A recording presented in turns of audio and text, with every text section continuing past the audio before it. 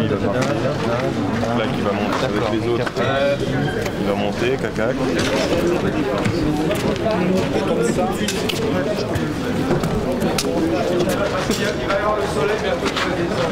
Deuxième caméra, ok. J'ai demandé à l'éducation. Voilà. On est prêt? J'ai demandé à l'éducation. Non, non, c'est trop factuel. Je travaille le 3e chapitre de Légitime Défense, il peut être amélioré. Mais il est formidable votre roman. Voilà. Ah, c'est... Faut que tu joues dans le film. Hein. Allez. Allez. Ok. Je t'ai mis les lunettes dans la poche. Ah merci. Tu veux ça? Ah ben... Poche. Pas trop, non, mais ouais. c'est bon, C'est il y a qu'un pas non plus. Amoglalis, hein. Ça serait Nicole Kidman, je dis pas, mais non, un Amoglalis et un Fisherman, c'est déjà beaucoup. Mets ton canot dessus devant. Ouais. Good. Allez, on la tourne. Ouais, lunettes. Je compte sur vous. 35 sur la 3e. Monsieur le militaire, prenez sa place. Là où il était avancé, voilà. Merci. Action!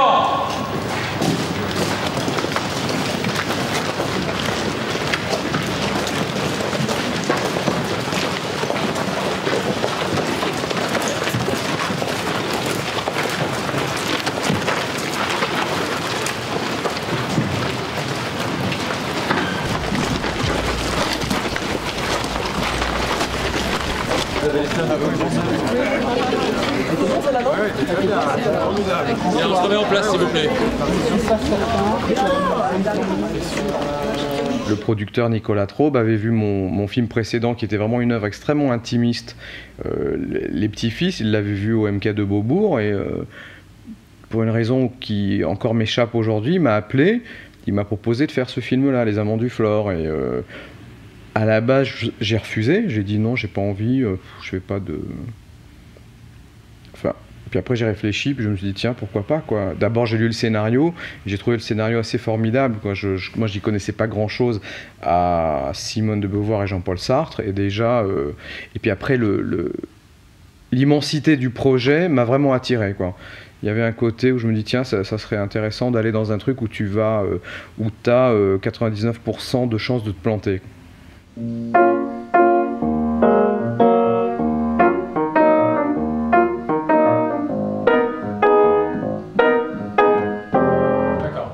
Bon, je vais essayer. Ok. Beaver en anglais. Beaver, Beauvoir. Oh putain, fais chier. Prie de me laisser en paix. Voilà. Et tu te lèves, tu t'en vas. D'accord. Clac. Beaver, Beauvoir. Je prie de me laisser en paix. Il vous plaît votre surnom? Et boum! Casse-toi. Castor. Casse-toi, Castor. Bon, je l'amène à France. C'est tout court. Allez, l'amène à France. Mais j'essaye même pas de voir si... Et tu te retournes avec Non, mais tout. quand je dis... Et Parce que après, on te normalement, reprend là. je vous prie de me laisser en paix, j'attends qu'il parte. Voilà. Il part pas et je m'en vais. Exact. D'accord. Oui, oui, vous avez le temps. Il y a... Action!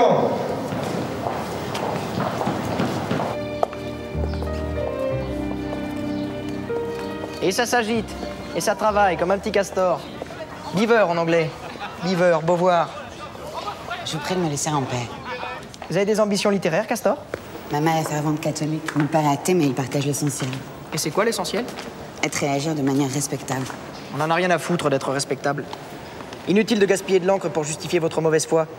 Vous cherchez simplement à vous fabriquer des raisons de croupir chez les bourgeois, mademoiselle. Moi ça a été ma grande question quand j'ai lu le scénario au scénariste. Je comprenais pas pourquoi elle restait avec lui. J'arrêtais pas de leur dire, mais moi si j'étais elle, je me serais barré quoi. Pourquoi est-ce qu'elle reste avec Sartre? Et je comprenais pas. J'avais beau lire le scénario, l'histoire, les bouquins, etc. Je me dis mais c'est ridicule quoi, qu'elle se barre et qu'elle aille vivre une vie ailleurs avec d'autres personnes. Ce qu'elle a fait, mais elle est toujours revenue à Sartre. Et en terminant le film et avec le montage et en voyant le film, aujourd'hui je comprends pourquoi elle est restée quoi, avec lui. C'est-à-dire Sartre, il le dit dans le film, Sartre n'existe pas sans Beauvoir et Beauvoir n'existe pas sans Sartre. J'ai l'intention de tout passer au crible. Puberté, règles, dépucelage, grossesse, ménopause, frigidité, saphisme, adultère. Bravo! La femme comme question philosophique, personne n'y avait jamais pensé avant vous. Personne. Même pas moi. Elle voulait être l'égale de Sartre, quoi, et elle l'est devenue. Et parce qu'à l'époque, c'était en 29, quand elle était agrégée, enfin, il n'y avait pas la liberté.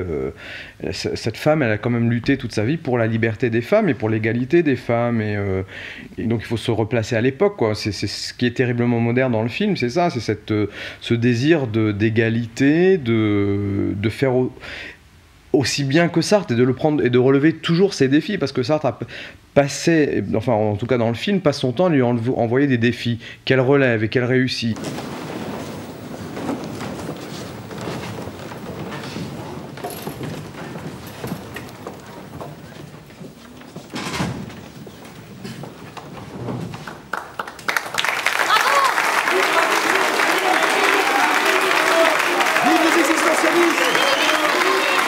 Anna, elle a peut-être la retenue de Simone de Beauvoir, la beauté, parce que moi je trouvais Simone de Beauvoir assez jolie, assez belle, quoi. C'était une belle femme. Anna Moulali, c'est une comédienne assez méconnue en France finalement.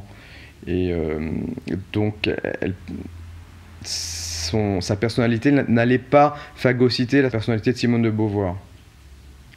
Allons monsieur, tombez la veste. Réglons ça d'homme à homme. Donc Laurent Deutsch aussi, c'était parce que c'est quelqu'un de... moi je pense que Sartre, c'est quelqu'un qui aimait vivre, c'est quelqu'un de drôle, quelqu'un de Peter Pan un peu, qui a de vivace,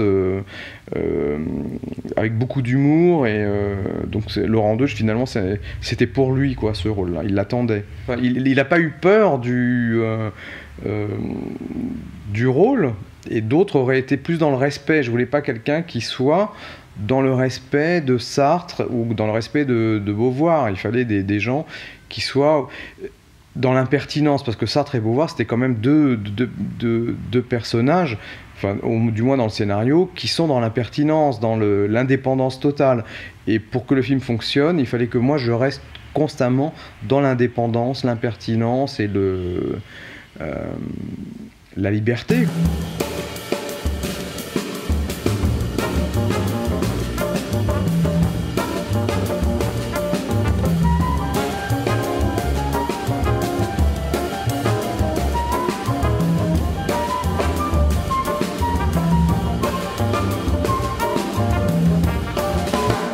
J'avais aussi envie de faire un film glamour, quoi. Je voulais que ça, c'est les années 20, les années 40, je voulais m'amuser à faire aussi un film quasi hollywoodien. Et bon, bah, qui dit film hollywoodien dit beau comédien, beau décor, beau costume, belle musique, et j'étais pas dans le réalisme absolu.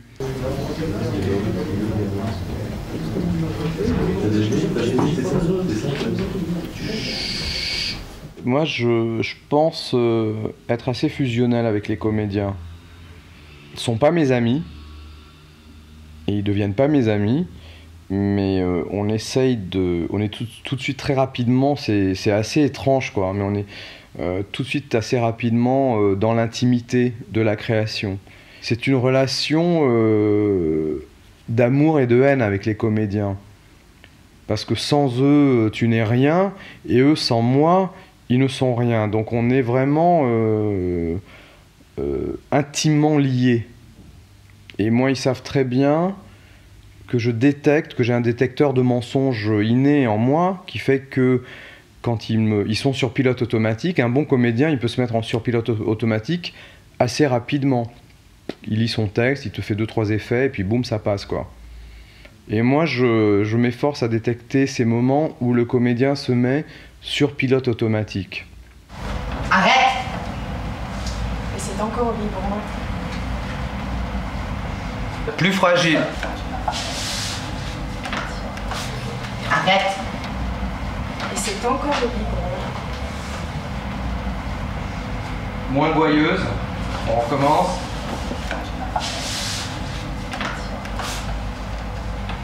Arrête! Et c'est encore vibrant. Encore.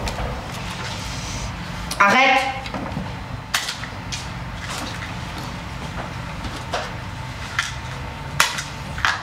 Coupé, bravo! Allez, c'est bien! Avec Anna, Laurent et les autres, c'est ce qu'on a fait, quoi. J'ai essayé de briser leur automatisme, C'est assez facile à faire avec des comédiens plus expérimentés, mais avec les jeunes comédiens, c'est assez difficile parce qu'ils sont attachés à ce qu'ils ont appris à l'école, ou alors ils veulent pas prendre de risques, quoi. Ils ont peur du ridicule, bizarrement, les jeunes comédiens. Les comédiens plus expérimentés n'ont pas peur du ridicule.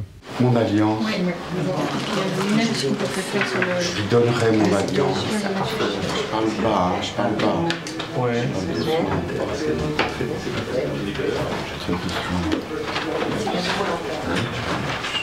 Je pense que tu l'aimes quand même. Oui. Voilà. Moi aussi. Tu ne fais pas un visage lisse, impassible, quoi. Ouais. Mais un truc plutôt. Ok. Petite fille, quoi. On va voir ce que tu vas faire, faut que tu m'habitues ici. Ok. Ouais. C'est bon là? Le coup? C'est violent sur le mur. Faut que j'arrive là-bas. J'ai eu le temps de vous sous-estimer, Ben. Je vous dois des excuses. Ta mère, parle-lui. Empêche-la. Pas de bon Dieu serait sur mon cercueil. D'accord, Ben.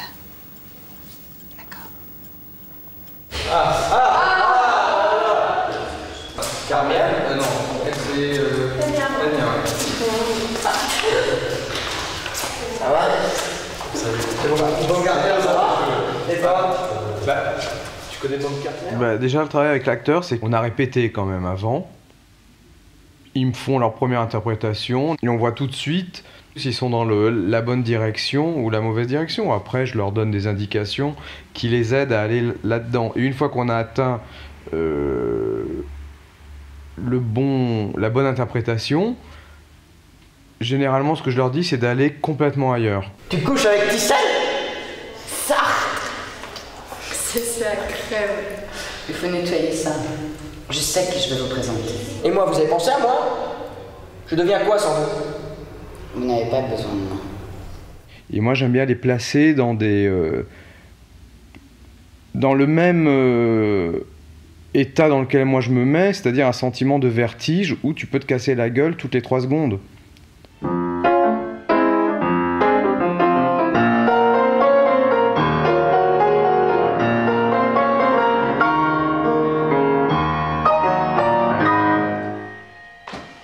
Non, je reprends le droit. Maintenant, c'est la bonne. Faut que je me concentre et ça va être bon. C'est à cause de la caméra, je crois.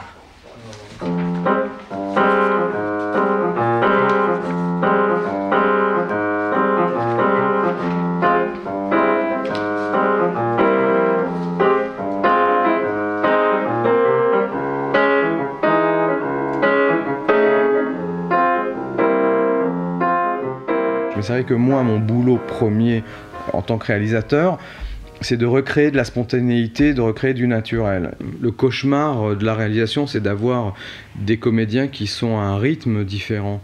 Et ça arrive tout le temps, hein. C'est le quotidien du réalisateur, c'est d'avoir quelqu'un qui est excellent à la première prise et qui après va s'écrouler, et puis d'avoir le marathonien qui aime, qui se construit. Mais à un moment donné, le sprinter et le marathonien se rejoignent, se retrouvent. C'est les premiers philosophes qui ont fait de leur vie une philosophie. Et donc c'est pas pour rien qu'on raconte leur intimité, c'est que à partir de leur intimité, de leur choix, ils ont créé une philosophie. Que dans la scène, si tu veux, parce que plus tard, je vais me rhabiller, on fait pas la scène comme ça, mais imaginons, genre, je suis en train de remettre mon truc, machin, et après je vais la voir, je suis et je lui dis alors, machin, c'est du moi. Tu préfères parce que normalement, je suis en train de me rhabiller. Attends, j'ai rien compris ce que tu veux dire. Déjà, Tu veux que je sois comme ça, quoi.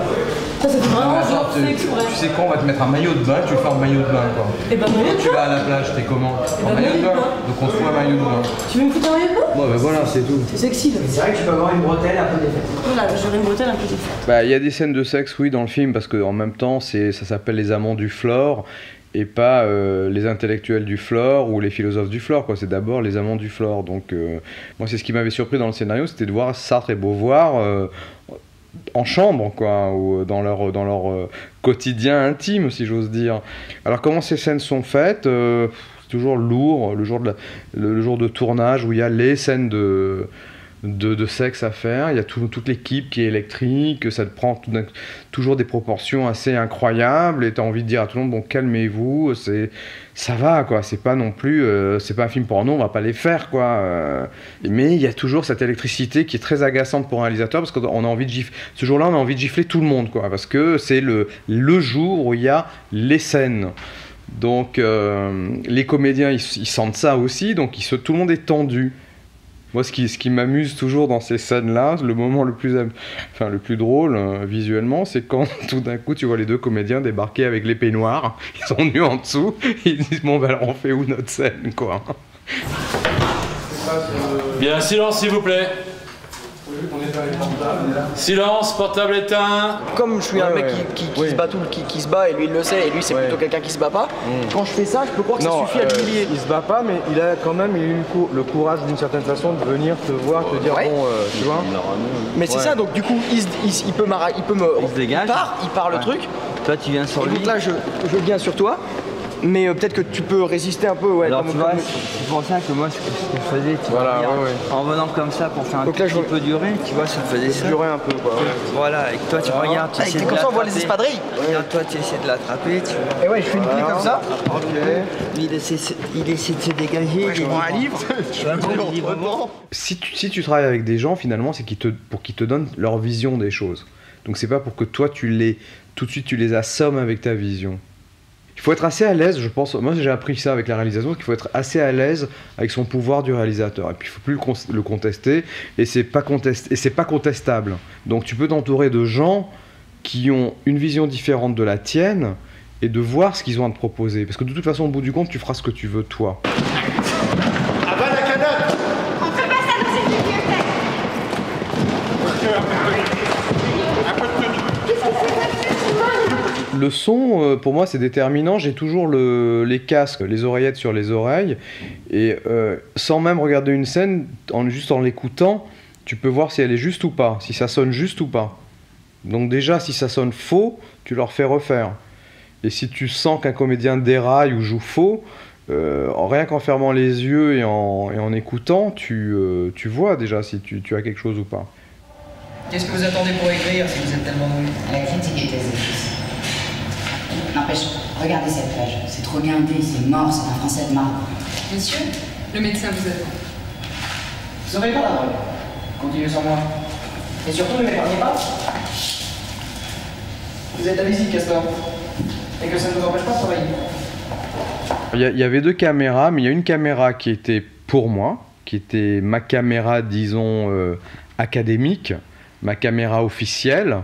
Et puis il y avait une caméra qui était la caméra libre, qui était la caméra de la pure création où finalement je disais au cadreur, en l'occurrence le directeur de la photo Christophe Graillot, tu fais ce que tu veux.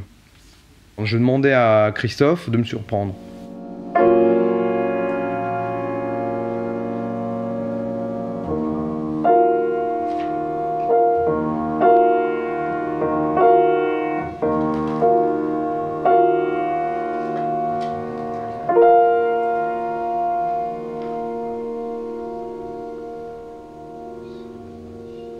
Je touche pas à tout. Je laisse toujours une pièce un peu fermée pour pouvoir l'ouvrir et aller me laisser avoir le frisson, quoi, de la découverte. Je veux me laisser surprendre en permanence par ce qui se passe devant moi et sous les caméras. En même temps, il faut être très sûr de soi sans être prétentieux parce que t'as 100 personnes qui te regardent en permanence en se disant ce mec ne sait pas ce qu'il est en train de faire, quoi. Et ça, il faut l'assumer. Et moi, ça me dérange pas, parce que je sais pas forcément ce que je fais, en effet. Mais tu sens les regards derrière toi qui se disent, putain, le mec, il est largué complètement, quoi. Il sait pas où il est. Et non, je ne sais pas où je suis. Ce vertige, tu sais, il y a carré... Enfin, c'est physique. Il y a une vertige, il y a une nausée de se dire... Je vais m'effondrer, quoi. Je vais être inondé par le poids de toutes ces choses, quoi. Les équipes, les camions, le compteur qui tourne, la scène que tu trouves pas, tout ça, quoi.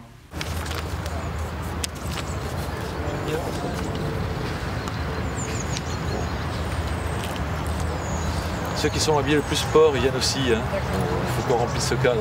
Bon bah écoute, on va commencer sur Nizan on va le prendre en haut et on va dévaler avec lui, on va arriver là. Voilà. Faut juste que je fasse répéter Nizan quoi. Faut être sûr que Nizan est... Et il y a Sartre et Simone là. Oui.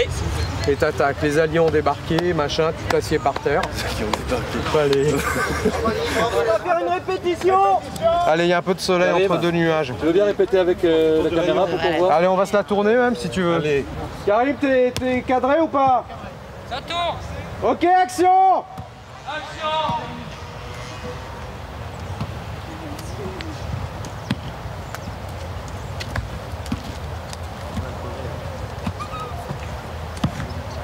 Il n'a pas entendu. Action!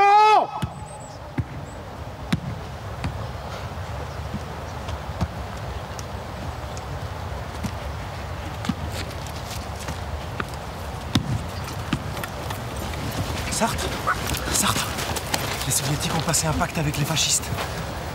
Hitler nous a trahis, Staline nous a trahis, il est passé du côté d'Hitler. Coupé, allez, vite, on recommence. Putain de merde, vite, on recommence, allez. Vlad, plus doucement la course, ils n'arrivent pas à te suivre. Plus doucement. Surtout la fin, plus doucement. Il y a des journées où tout le monde est mal réveillé et rien ne marche. Tu prévois une scène où, par exemple de plage où il doit faire beau et puis tout d'un coup tu te ramènes, il pleut un maximum quoi. Donc qu'est-ce que tu vas faire? Et tu peux pas revenir. C'est comme ça, c'est de l'argent, tu peux pas revenir. Donc t'as beau trépigner en train de dire je veux revenir, je reviendrai quand il y aura le soleil. On n'est plus à une époque où tu peux trépigner, exiger le soleil pour ta scène. Donc il faut s'adapter et trouver ce petit tournant, ce truc. Tiens, en parlant de ça, il y a un tas de... Tout le monde se tiendra loin de la voiture et absolument sans bouger. On se cache autant que possible. La voiture est pleine de reflets. Ok, yes, perfect. Allez, on y va. 66 sur 1, deuxième clap. Action.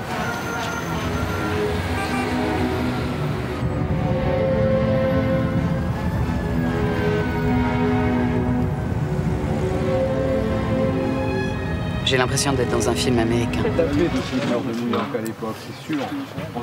Et c'est les tubes là-dedans, les gars.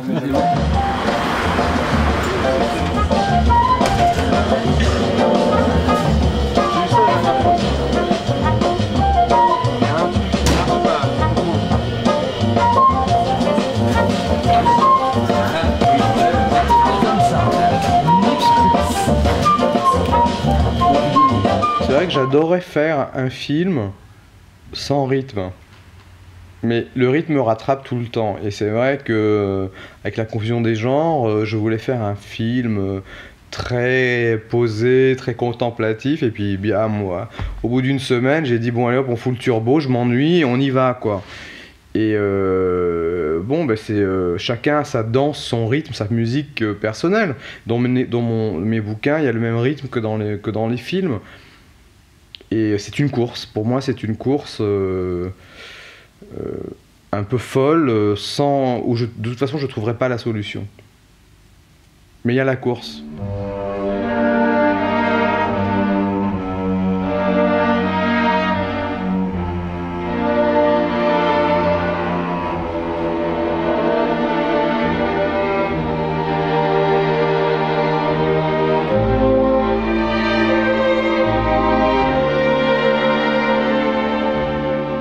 La musique, pour moi, c'est toujours un calvaire, quoi. C'est tellement sensuel, sensoriel, que si tu te plantes dans ta musique, tu détruis tout. Ça a ce pouvoir-là, la musique. Comme j'ai très peur de la musique, je suis assez minimaliste dans la musique. Et là, tout d'un coup, Grégoire m'a amené à l'opposé. Et je savais que dans le style, il m'a amené là où vraiment je voulais aller sur le film. C'est-à-dire... bon, ben, des fois de la musique qui s'envole, des violons qui donnent un côté plus fiction à ce film qui est quand même basé sur une certaine réalité.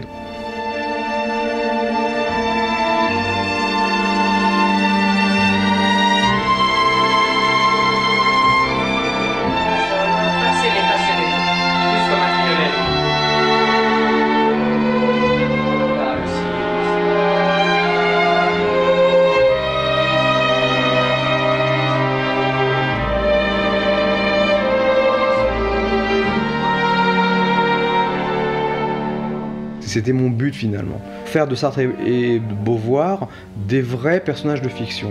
Et là, la musique m'a aidé à en faire des vrais héros de film.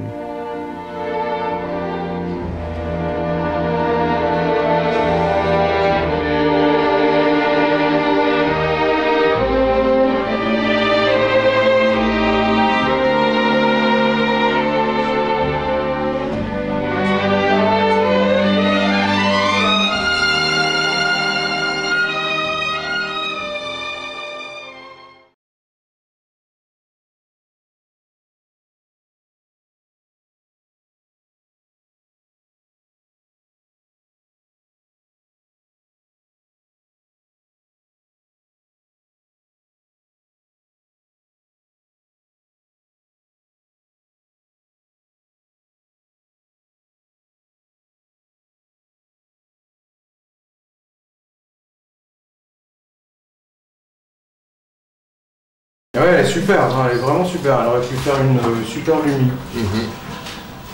Tu l'appelles comment?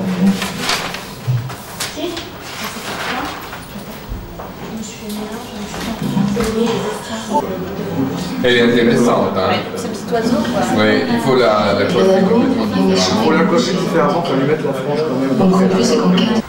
Par ordinateur. Mais c'est tout, c'est une blague. C'est pas drôle. C'est pas drôle du tout. Salut, c'est Steph. Non, mais avec le verre, on arrive à obtenir quelque chose. Oui. Ouais. On a les résultats ou pas encore? On a un résultat que moi je trouve bien, pas ridicule, mais on va faire deux résultats. Il y en a un qui sera un peu plus forcé. On va avoir les deux. Tu me le montres? Ah, elle est belle celle-là, moi. Un peu flou, mais c'est juste mais dans l'ambiance. Faire monter les grains. Ouais, de toute façon, le principe de la scène, autour de la table, c'est la lumière dans le champ. Il y a une lumière au milieu de la table. De toute façon, j'ai envoyé ça.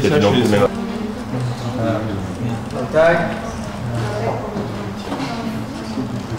Ouais, très bien. Tu peux me faire un sourire là, très bien. Bon.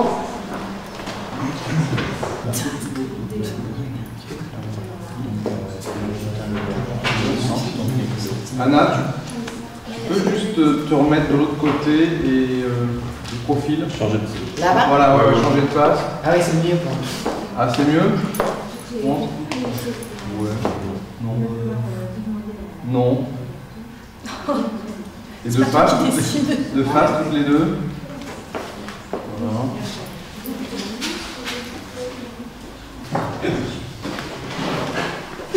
Non, mais c'est quoi? D'un coup, ça arrive, il fait tout le temps ça. Je sais plus c'est comment exactement. On ouvre la veste, non? On ouvre la veste.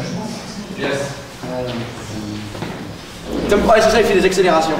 Il est comme ça, puis d'un coup, il fait. Attends, merde. Ok.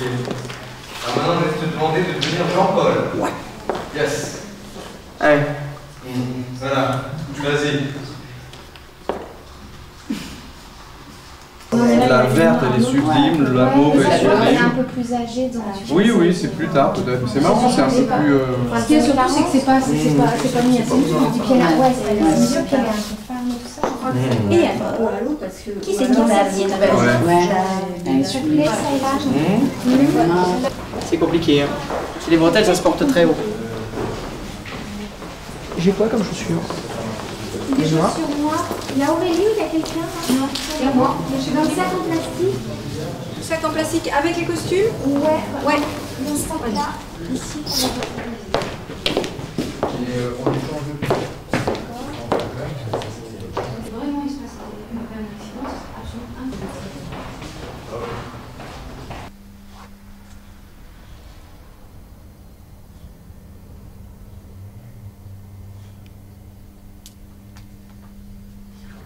Ça